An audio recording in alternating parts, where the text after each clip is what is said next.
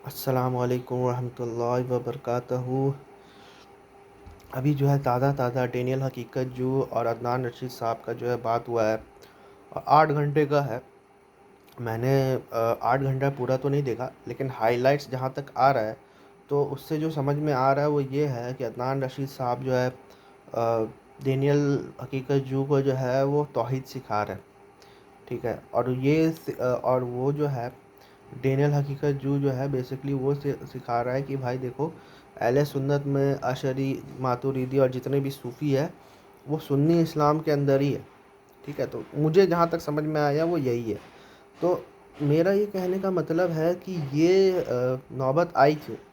ये नौबत इसलिए आई है कि जो मॉडर्न दावा सिस्टम है वो प्योरली जो है फ़िरका वारियत के ऊपर जो है स्टैंड करता है।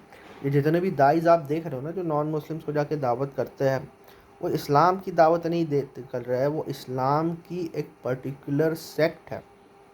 चाहे वो सल्फ़ी हो, ठीक है, चाहे वो देवबंद। और सल्फ़ियों में भी जो एक पर्टिकुलर सेक्ट है, जैसे आप अदनान रशीद साहब को देखोगे तो वो बेसिकली सल्फ़ी है।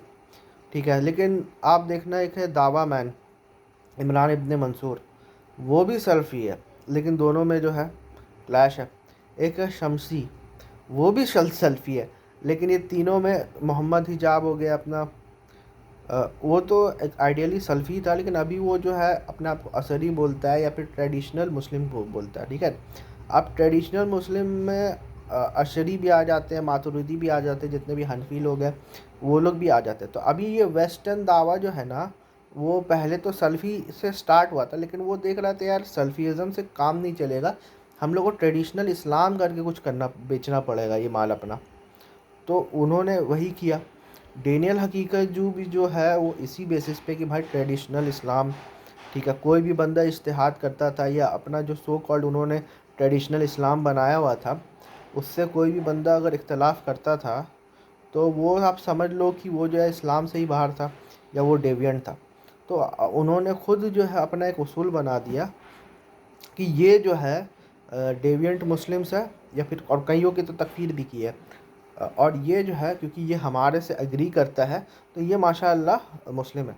तो अब क्या हो रहा है इन लोगों के साथ कि ये लोग इतना फ़िरका वारियत फैला चुके हैं दावा के फील्ड में कि अब इसको कहते हैं ना, chicken coming to the roost, या वापस जो है बाउंस बैक हो रहा है।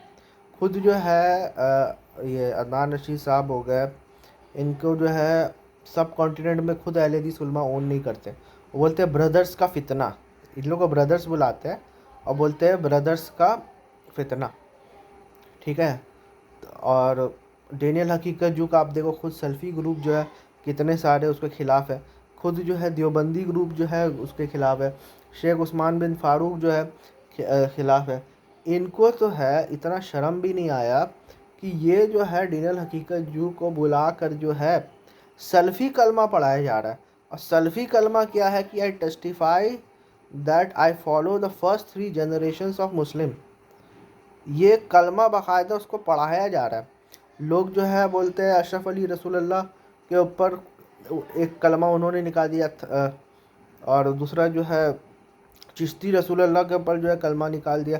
अरे भाई, तो तुम ये तो देखो कि तुम जो है खुद एक कलमा बना रहे हो। कम से कम तो ये बिदअत है ना, कम से कम तो ये बिदअत है ना कि आप अपना कलमा कैसे नहीं, पहले के लोग क्या ऐसे ऐसे पढ़वाते थे क्या, जिस तरह से उसको पढ़वाया गया है। तो आप खुद जो है ना इतनी बड़े बड़े ब्लंडर्स कर रहे हो, आपके पास तो कोई होना ही नहीं चाहिए क्वालिफिकेशन दूसरों को दावत देने के लिए।